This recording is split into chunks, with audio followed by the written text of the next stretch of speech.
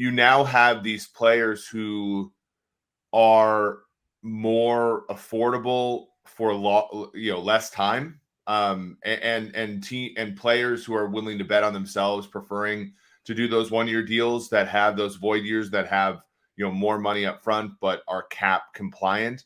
I think that's a little bit of kind of like the NFL is the middle class is being a little bit more conducive to these shorter term deals and not kind of tethering yourself to the future.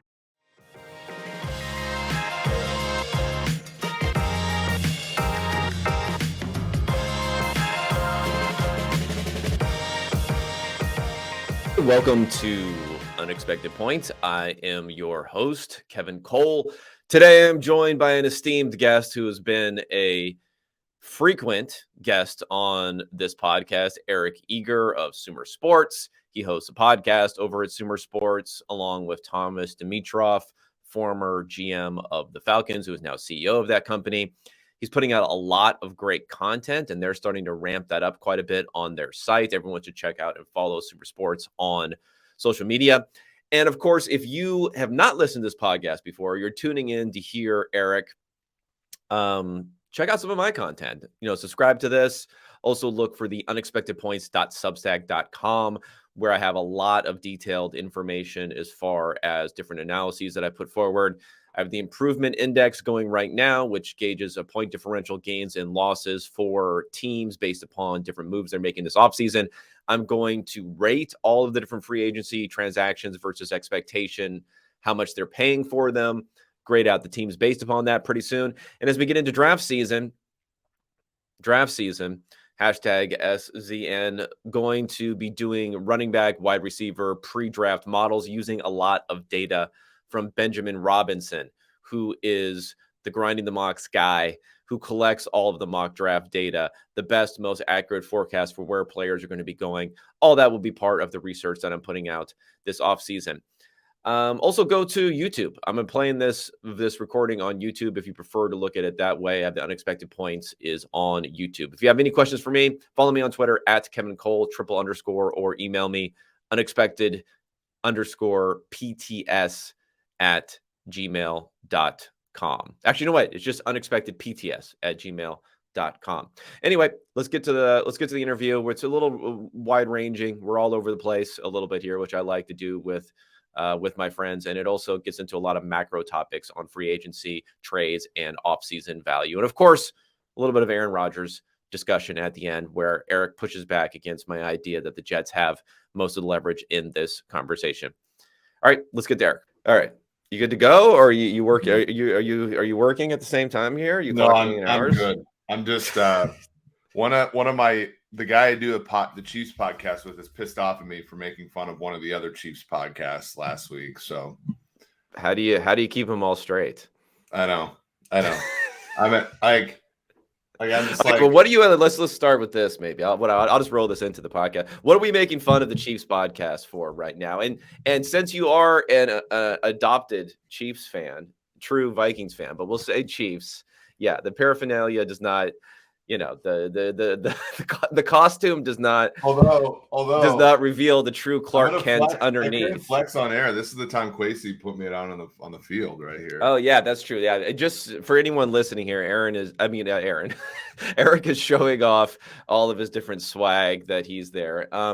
Okay, so let's say this. Chiefs, how are Chiefs fans feeling right now? Because according to my numbers that I put together, of course, I think they're a bit down, but I guess it's to be expected a little bit. But maybe it's interesting when you look at them vis-a-vis the Bills, who I thought the Bills would be a little bit harder this offseason with so many contracts jumping up. But they seem to be in, can kicking mode much more so than the Chiefs were even last offseason. Well, the Chiefs weren't in can kicking mode last offseason. Well, yeah. Right? Well, the Chiefs could have been in can kicking mode, right? Mm-hmm. So, like, the Chiefs were in a similar situation last offseason to what the Bills were this offseason. And the Bills are choosing, I believe, to do a little bit more can kicking here than the Chiefs did. Yeah, for sure. And I think part of that could be because the market. So it was a really good question. I think our mutual friends, Andy Molitor and Drew Dinsick, asked me on the podcast last night, like why there were so many 1-year deals. And I think a lot of that is because teams have discovered that they can just use void years. Like at first it was like the Eagles used them, and then like the Browns and now like you kind of have that proliferation through the Vikings with Kwesi, and then San Francisco with Rand Carthon down to Tennessee. And you now have these players who are more affordable for less time, and players who are willing to bet on themselves, preferring to do those 1-year deals that have those void years that have more money up front but are cap compliant. I think that's a little bit of kind of like the NFL is the middle class is being a little bit more conducive to these shorter term deals and not kind of tethering yourself to the future. So maybe that's part of it, that like the league is like, hey, the water's warm this offseason more than it was a season ago.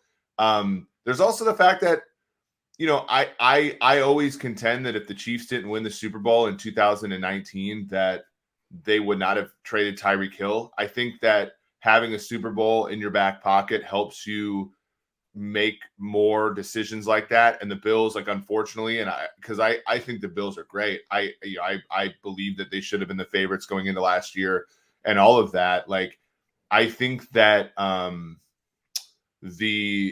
I think that's part of it. I think that it's twofold. I think the Bills not having won a Super Bowl, and in fact not even getting closer than they were in 2020 when they made the AFC Championship game, 2 straight years of missing even that round of the playoffs.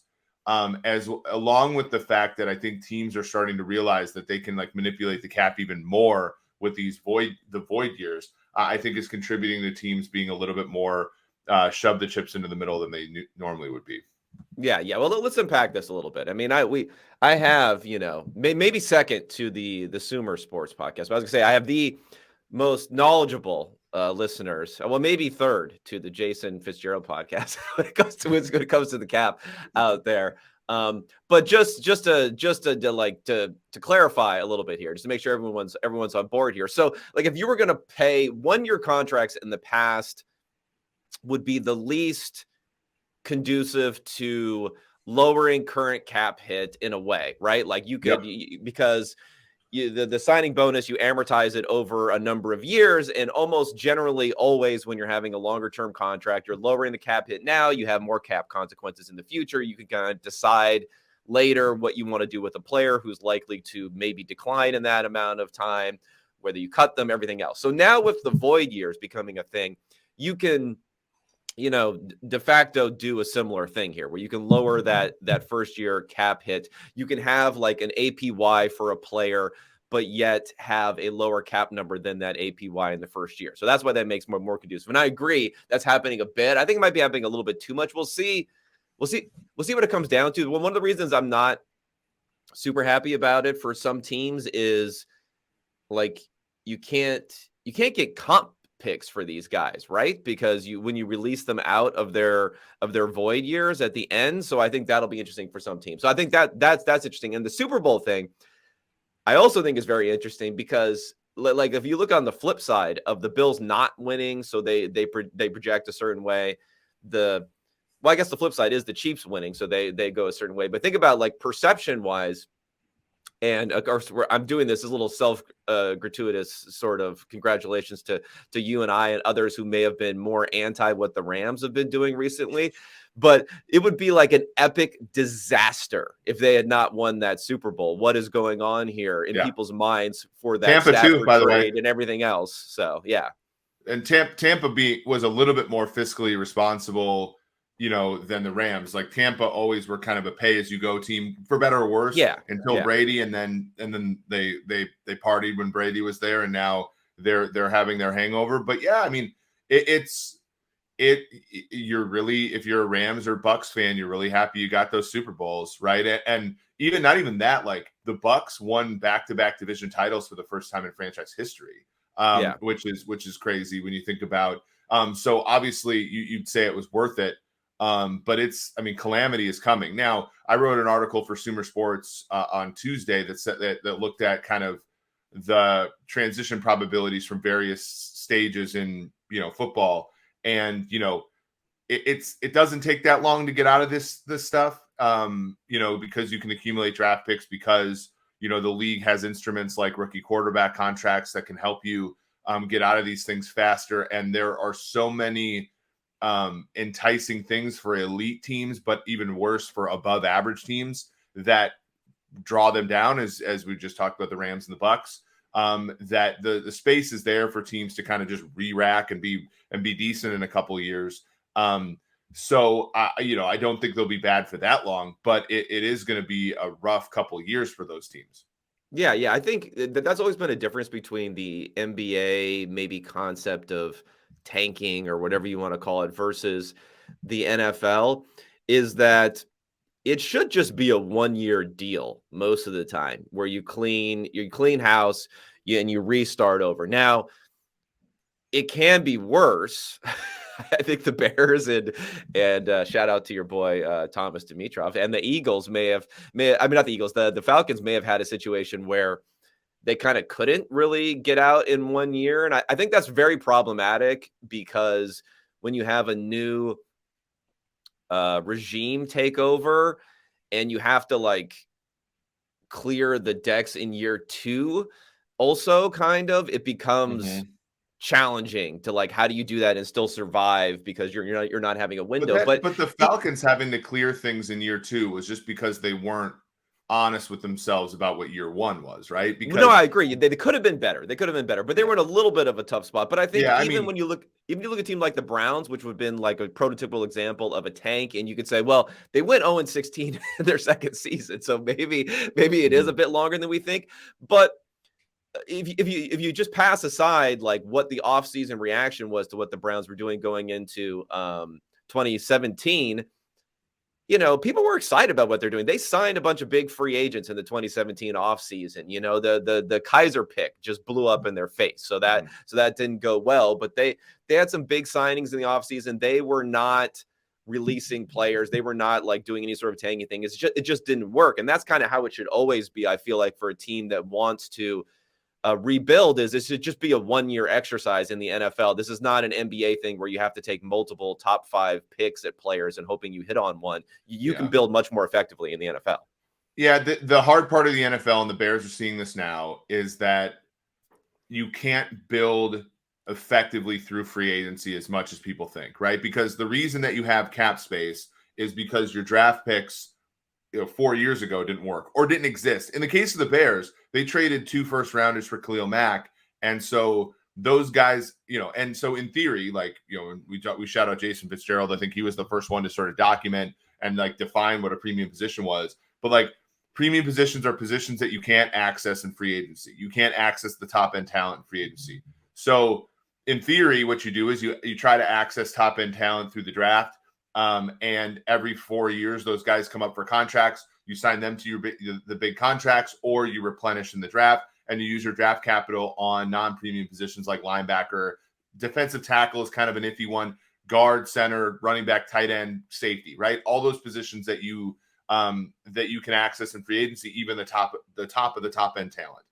And the problem with the Bears is they get here, and aside from quarterback, they don't really have any premium position players who are worth anything, right? And so, when I was at the Super Bowl with Dimitrov, we were on a few Chicago shows.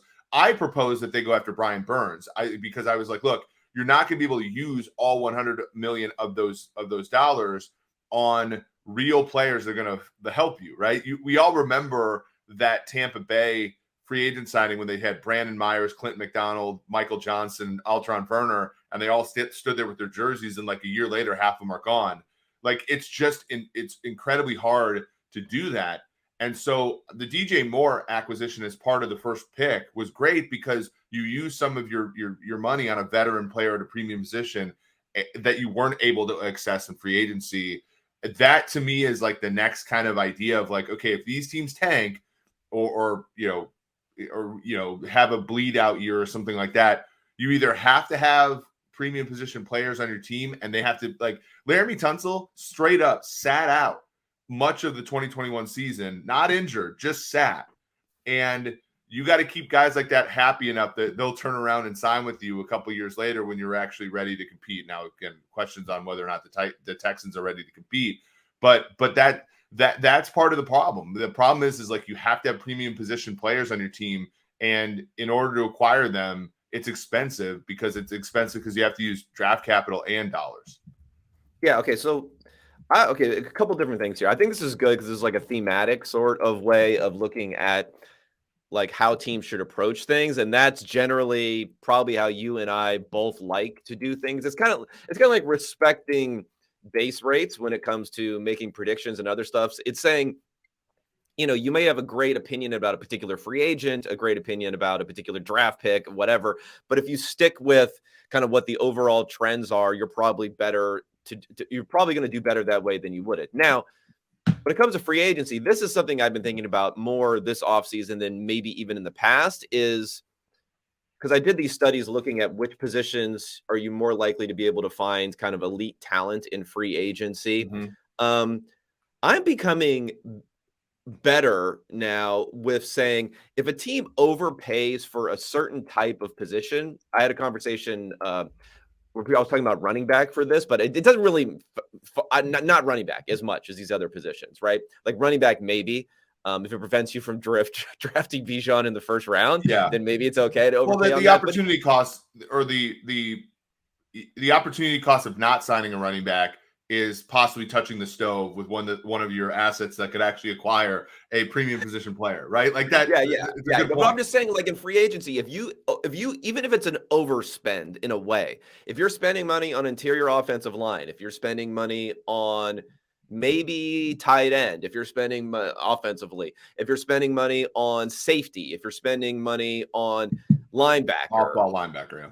If you're spending money on cornerback to a degree, I think cornerback's one of those positions that kind of falls in between. Like you can find value sometimes in free agency. You can find value later in the draft. It doesn't have to be a first-round pick. So if you're spending money on those positions, even if you're overpaying, I think in the grand totality of how you're team building, that can be a net positive move because then you're not going to use first day one or day two picks on those positions and use it on other positions. So it's like each individual position and each individual signing also has to be part of a broader strategy that you're going for. Yeah. And when someone signs, a safety to more money than you might like, you might say like, oh, Jesse Bates is not worth that amount of money. But well, now the Falcons aren't going to spend a first round pick on a safety, and that can be good.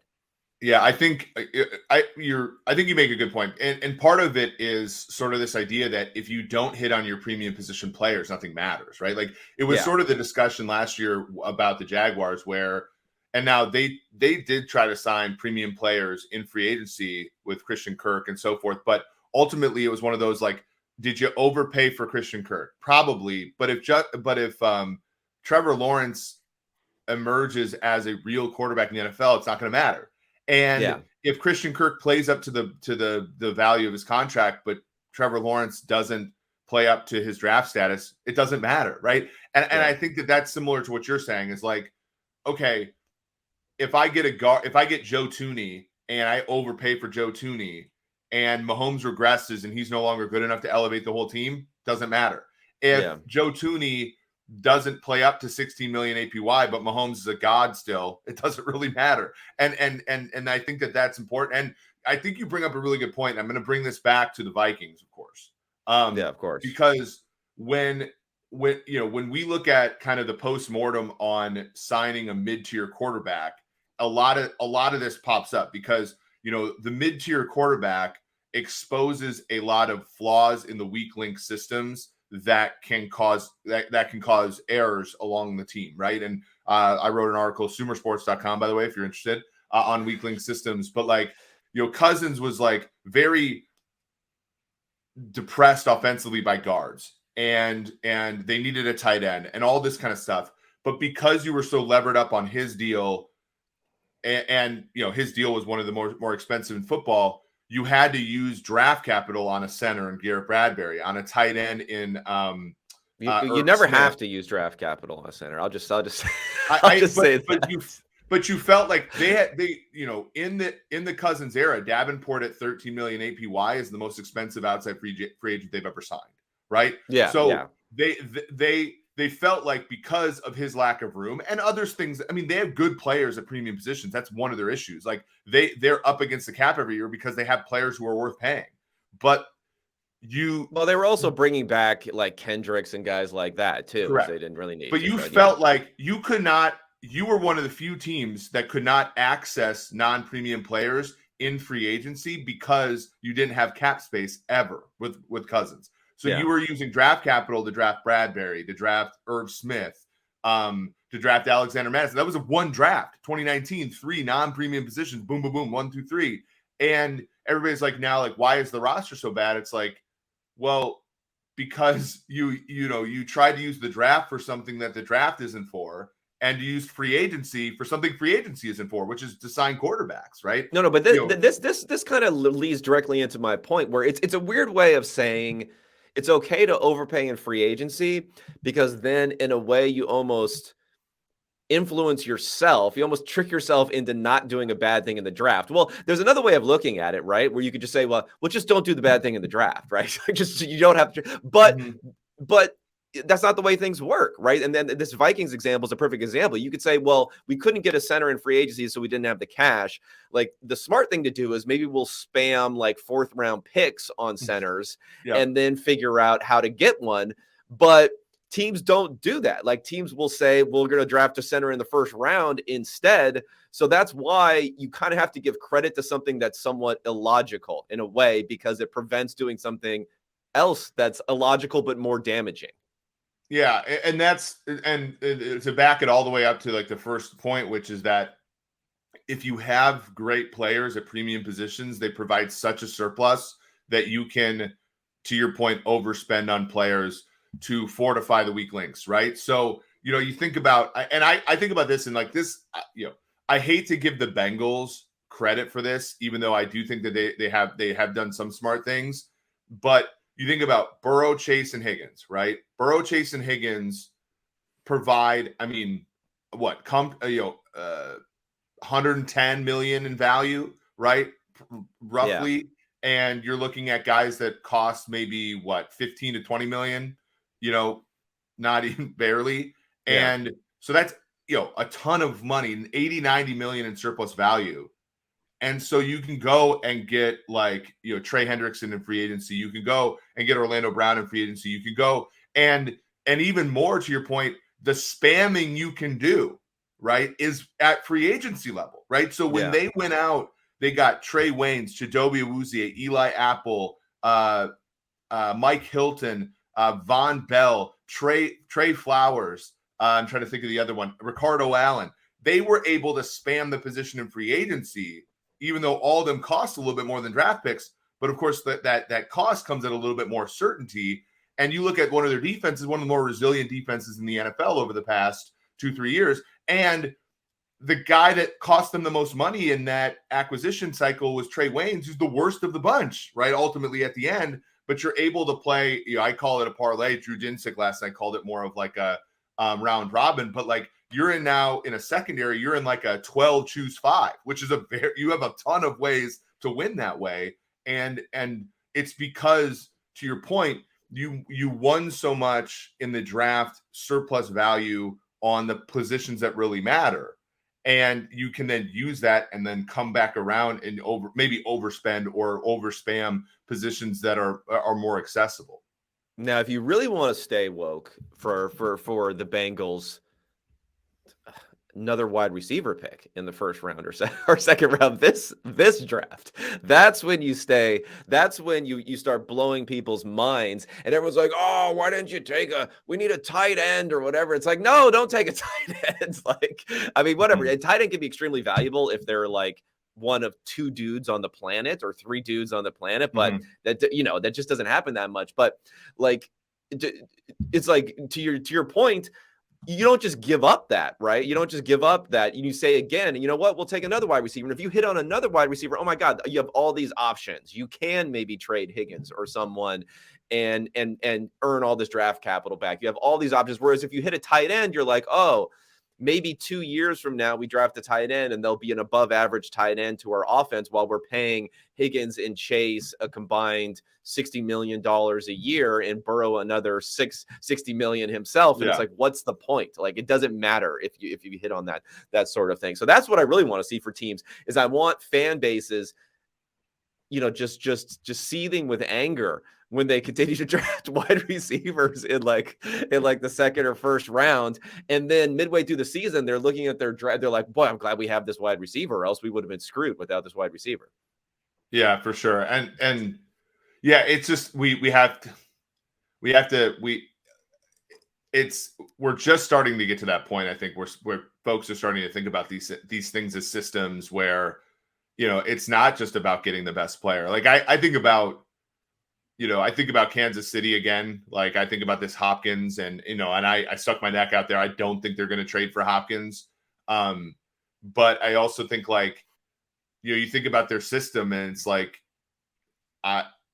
they were more resilient last year because, all their guys were kind of guys who were sort of content with having no catches and then one game having like 6 or 7 catches. And there was just so much more flexibility in the offense because you didn't have to shoehorn 2 guys' targets. And, now it's like, do you really want to disrupt that system? Even though the individual parts might make you kind of cringe a little bit. I think fans are still struggle with this idea of thinking about the collective. It seems like too many degrees of freedom at once to think about. Yeah. The Hopkins thing. Okay. So this guy was traded back in when was the trade to the Cardinals? So I just want to 2020, like right around 2020. So at that point, he already had, I would say, a age-related discount, maybe a little bit to how much he was being traded for. Although last season we did see Devontae Adams and Tyreek Hill at around a similar age. Didn't seem to be much of an age-related discount. So maybe the Houston Texans Bill O'Brien certainly believed that there were age-related things. Like his yards per catch went down, his ADOT went down. I think it's more like the Dolphins and Raiders were like kind of insane for giving up as much as they did. Maybe Tyreek Hill is really special too. So maybe not as much for Hill. But anyway, so I'd say there's somewhat of an age-related discount at that point. Like, what do you possibly think you're going to get from him entering his age 31 season? I mean, we saw Jalen Ramsey go for multiple first-round picks when he was 24 years old. Now that he's 28 years old, he's going for a third in Hunter Long. I think people really don't appreciate how the age-related decline in compensation, which you can find some values for older guys as long as you're not giving up that much. But there is a big difference between a player who's reasonable, kind of the thick part of their range of outcomes as far as how long their peak is going to last is going to be 4 or 5 years versus 1 or 2 years. I mean, that's a massive difference. Well, especially when the instruments that you have, it could be the case that DeAndre Hopkins accepts a pay cut, but I don't know if, I don't know. Wanting money was part of what lowered his value the last time he was traded. Yeah, and he's talked a good game about possibly wanting to do things to his contract. I think a lot of fans, and I could be wrong. Look, he could want to come to Kansas City and Kansas City has to congratulate the Cardinals. Thank you for beating down this guy so badly with Cardinals atmosphere that he's willing to take less money. Yeah, and the Chiefs have $10 million in real cap space and 11 draft picks. So they would have to do more. Now they only converted part of Mahomes' deal. They have Tooney's deal. They could re-up Chris Jones. There's a lot of levers that they could push to get Hopkins there. But he's $19 million now, $14.5 million next year.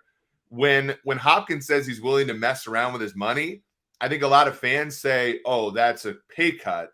And the reality of the situation is no, they mean spread that thing out. So you're either paying void years on Hopkins in a few years, or you're literally committing to playing him. And to your point, he's 31. Look at if you look at something. So he got traded in 2020. His yards after catch per catch, 4.5 in 2020. There was 2.25 yards per route run, a fabulous season in 2020.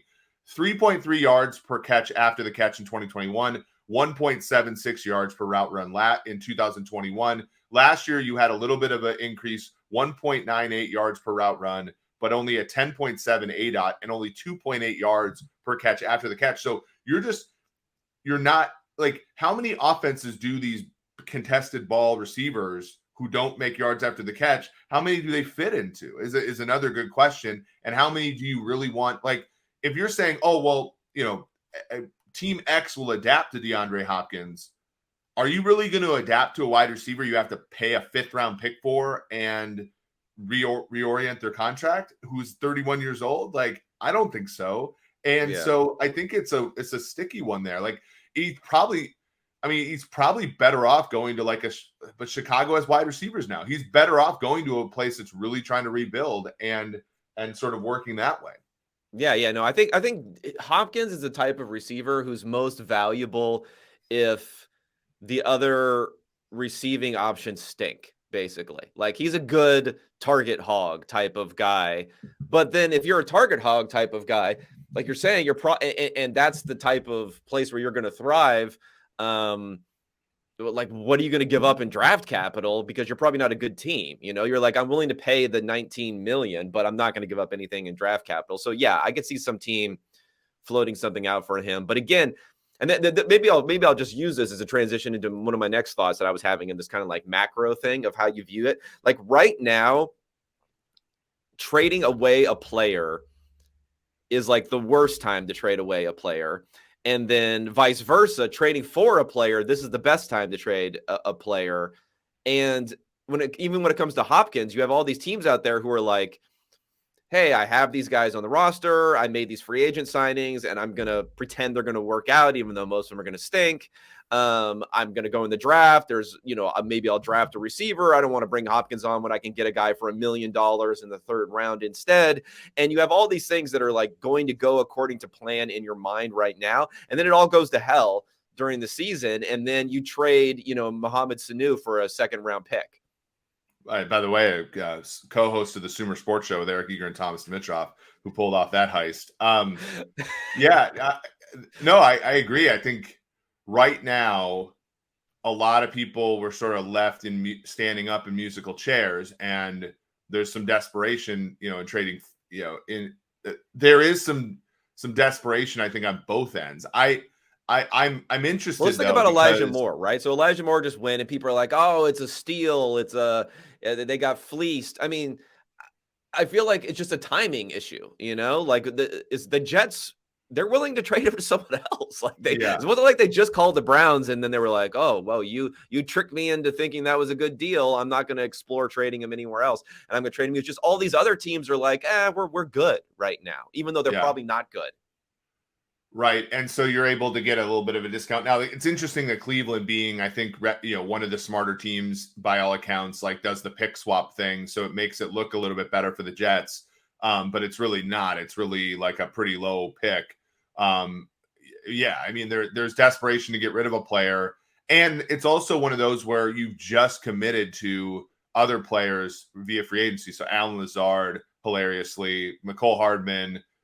So now it's like, you've already showed your hands, and so everybody knows you want to get rid of them. So to your point, to acquire a player is probably a little bit easier now because these teams, who are they kidding kind of thing.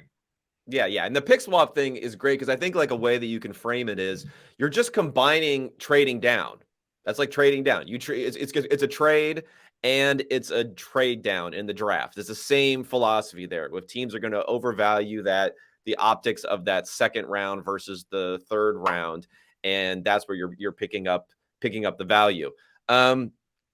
Speaking of trades, do you want to talk Aaron Rodgers at all? I even released this thing about him. I was probably like 3 weeks late actually talking about this, but I don't think it's necessarily going to be consummated anytime soon. I guess anything is possible if the Packers really want a 2nd round pick. I mean, I just don't get why he has value on this contract, other than the fact that the Jets have tied themselves mentally into having to have him. I mean, we talk about this peak thing, right? We're talking about one season, maybe. One season, $60 million. Where I see the flaw in your argument is the Jets really do need him. Like, the Like they What can't. if he decided to retire? I guess the Jets could have gone after Carr or Garoppolo. The Jets are screwed. Like the Jets are screwed if he decides to retire. Like What if he decided to retire 2 months ago or whatever? So they would have been in the Carr business and they would have been in the Garoppolo business, right? I mean, look, they have some outs. So that's here. the difference. They could go, and I know the contract makes it weird now, but they could certainly figure it out for Kirk Cousins. Lamar Jackson is a thought. Tannehill or Stafford, I think. Tannehill, Stafford, like they're like immensely better contracts. I know it's not going to like titillate the people like Aaron Rodgers, but that contract is an abomination. Yes, but I think I think what you're missing here is the fact that they believe. Now, again, all this is subject to whether or not they're right, which I think they're probably not. But in a rational world, they believe, much like, I mean, look, this goes all the way back to the Brett Favre thing for Minnesota back in 2010. Like when Favre came in, took the Vikings to the NFC title game, like got them right there. The next year, he's like, no, I don't want to play anymore. My leg's falling off. And Brad Childers sends like Ryan Longwell, Steve Hutchinson, and somebody Ben Lieber to like Hattiesburg to drag the guy back. And it's like, you already are committed to this idea. Like in the minds of Jets fans, you have the offensive rookie of the year. You have the defensive rookie of the year. You have a bunch of investments in players, like Breece Hall and Jermaine Johnson, Elijah Vera Tucker, all around, right? Now Alan Lazard, now McCole Hardman, now, and if you come to the table and say, actually, fan base, instead of Shroom or Esiason, we're going with Kirk Cousins. The disappointment is going to be palpable, right? No, I agree. So, and they've put themselves in this position because the messaging, right? The messaging has been all offseason, like, look, we were 7-10, but we're really good. I promise. Our defense is going to stay the same. The rest of our supporting cast is going to stay the same. If we just get a veteran in here, it's Super Bowl, homeboy. And that is like, I don't remember that quote, but maybe that. No, I agree they put themselves in the position. But okay, here's one thing I'll say about. Okay, it's not that I don't think they're going to overpay for Rodgers. I just think they shouldn't overpay for Rodgers. Yeah, but that's like.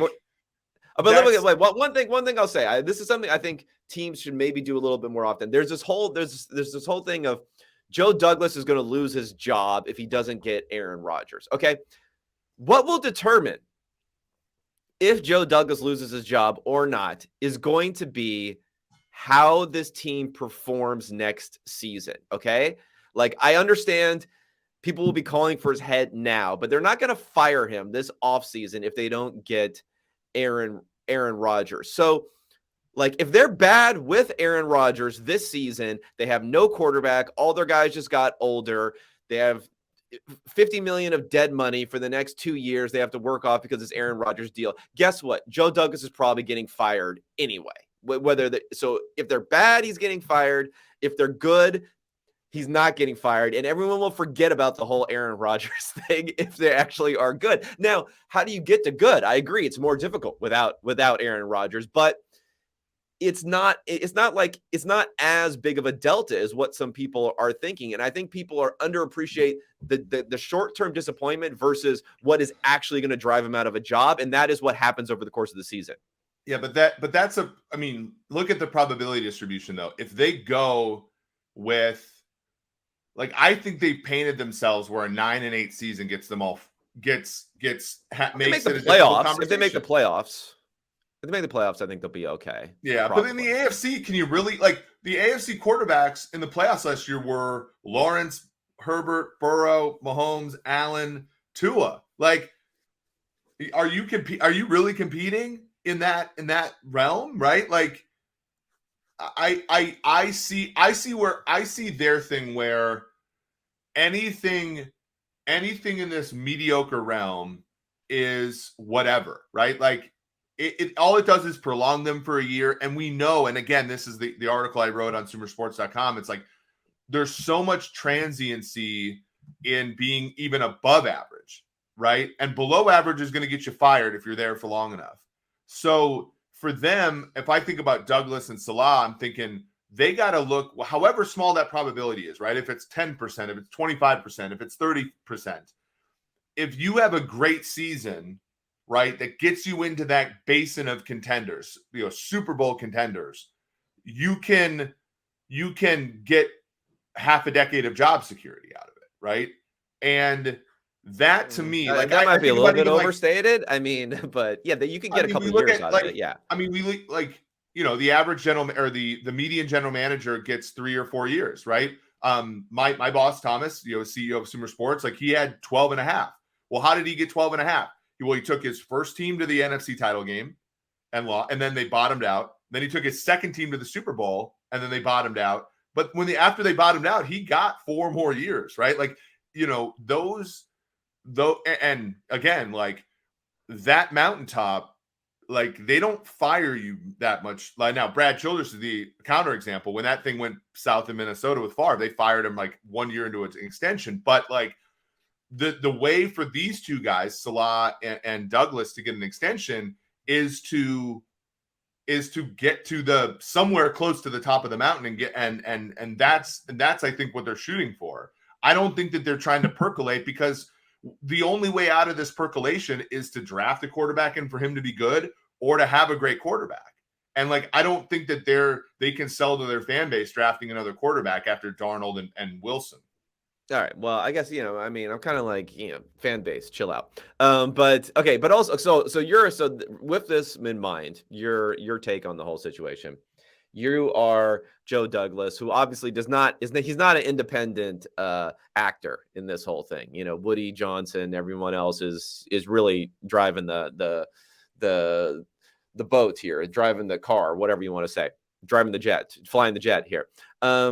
What are you willing to give up for Aaron Rodgers if the Packers are holding tight? And how long do you wait at this point? Because like, what's the opportunity cost for the Jets waiting at this point?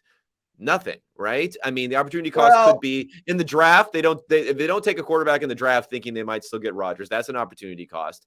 But other than that, there's nothing until we start talking about like him not being there for training camp or mandatory mini camp being not ideal. Yeah. I mean, if you're looking what do you give up? What do you get? What are you willing to part with? When would you try to, how tough would you negotiate this? I do think you have to do it before the draft, only because if you're Green Bay, you can make an argument like, hey, Jets, are you just waiting? Kind of like the Lamar Jackson discussion. Are you waiting on the draft because you think if you get Rodgers, the first round pick or whatever pick you want is going to be 15, and again the 1 round discount that everybody puts on the picks, like you're effectively trading a much worse asset, even though on the sticker price is a first rounder, right? Like that I think is the issue. If I'm the Jets, and again this is my thing where if Rodgers is amazing, nothing matters, and if Rodgers sucks, nothing matters. So I would probably pick swap. I'd probably give up 13 and get 45 back. That would be my proposal. But it's just like, if you wait until after the draft, like, what can the Packers do? Like, this is the other side of it. I get all the Jet stuff, but like, what leverage do the Packers have? Like, what else could they do? Well, the draft comes and goes, and then you say, Packers, we're going to give you a 2nd round pick for Aaron Rodgers. Like, what are the Packers going to do instead? They can't keep him. They need him. He has to either retire. Or they have to keep him and make him their starter after all of this. Or they have to trade him to someone else who's willing to pay him $60 million in cash immediately, half and half, like half in September, half immediately. $60 million in cash at 40 years old. I think that for better than a 2nd round pick, that you're going to say, I'll give you a 2nd round pick after the draft. Like, where else are they going to go? I mean, I think that they're committed to, because I mean, the dead money going to hold them out of spite. Makes it bad either way, right? They're just going to be like, we'll take nothing instead. I mean, I don't understand. Or like we've seen this before. Deshaun Watson sat for a whole season playing free safety on the scout team for the Houston Texans. Now there are extraneous. They're going to There are pay him different $60 million circumstances to there, do nothing. We've seen a team do it on principle and still get a haul for a player. Now Watson's younger, but like the Packers are going to be in a crappy situation this year, regardless of what they do. Right. I don't think they are, for them, actually. like I think they have a decent chance. I think if Rodgers came back, they would actually have a decent chance. But that would be my number one point of leverage. Rodgers is not going to play for them. They're going to play Jordan Love this year, regardless of what Rodgers does. Okay, but there's 0% chance they pay him $60 million to not play. Cash. That's a sunk. That cost is sunk in it's not sunk. Way. You could trade him to the Jets for a second-round pick. Like, why wouldn't you do that? It's not a sunk. I think they're holding out for better because they know the Jets are desperate. Like that. But I know. But again, I agree. They do know the Jets are desperate. But the Packers are even more desperate. So I agree. Both teams are desperate. You have to look at the level of desperation of your opponent. I think the Packers are very sober about what their situation is this year. I mean, they have worse odds to win their division than any other team. And Detroit, because Jordan Love probably stinks. Yeah, the mighty Detroit Lions of Restore the Roar fame are the favorites in that division now. Yeah, the fact that Chicago is above them is insane. It's silly, but they want to figure out what they have in Jordan Love. I mean, and I don't mind that at all. No, I don't mind it either. I'm just saying, I get. There's this whole idea that the Packers are going to the whole bite off your nose to spite your face. They're going to be like, oh, you won't give us a first round pick? We'll just keep them and pay them $60 million to do nothing. It's like, well, how does that, what kind of leverage is that? That's not much leverage in my mind.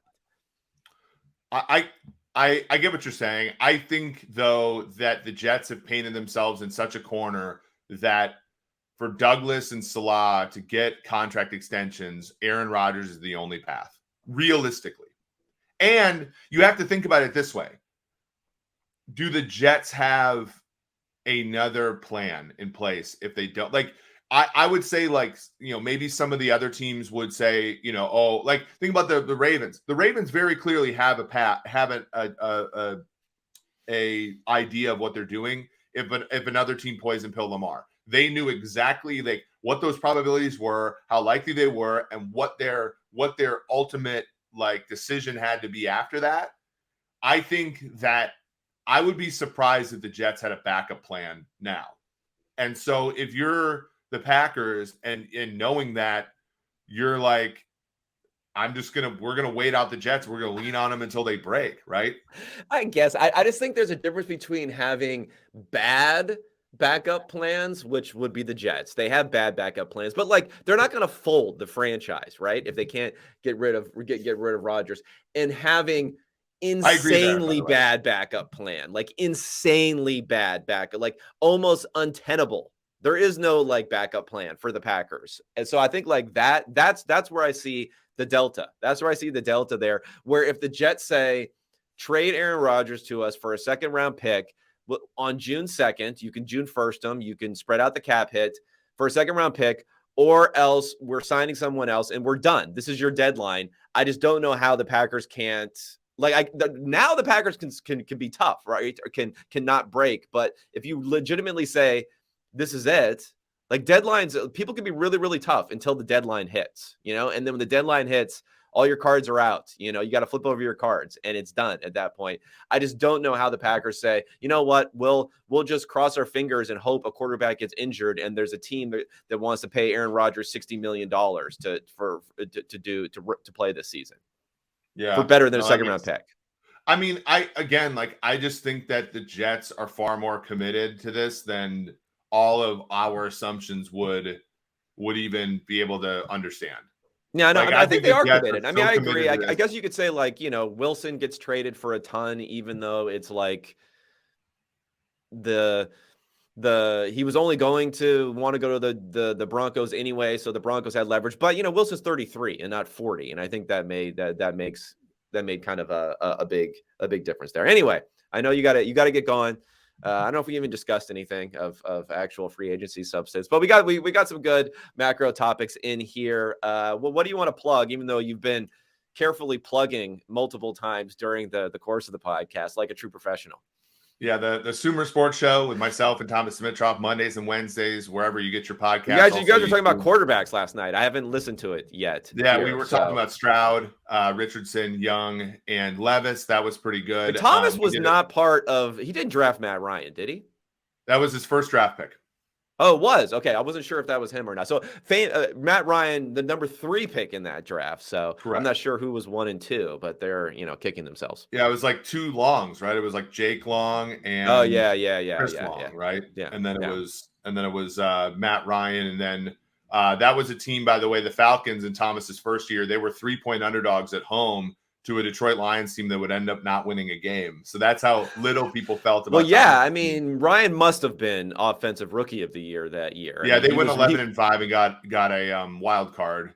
Which he was really good. He was really good. I mean, he was like that was always the example of like how important a quarterback can be vis-a-vis like Julio Jones, that everyone was like the Julio Jones pick. It's like, no, Matt Ryan, like really, that was the difference. Julio Jones helped on top of it, but without Matt Ryan, like it's all. So we were talking a little bit about that and like what Matt brought and like I think how his views have evolved on mobile quarterbacks versus not mobile quarterbacks of late.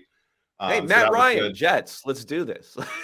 Matt Ryan. What if they got like Matt Ryan, Carson Wentz, Teddy Bridgewater, and then they just like they rotated them on a play-by-play basis. Yeah. I'm here for it. Maybe we get a rushing quarterback in there. Jeff Driscoll. Get Jeff Driscoll in there he's basically a Josh Allen clone to run in there. I'm for it. Let's do it. I love how like pliable to now that Brady's retired, we have to assign pliability to something else. Your mind when it comes to quarterbacks, the pliability is amazing. Yeah. Of course. So I'll never have a job in the NFL. All right, man. Thank you for joining me. Peace out. And I'm sure I'll be talking to you in a few weeks when I bug you to come on here again. Thanks for having me.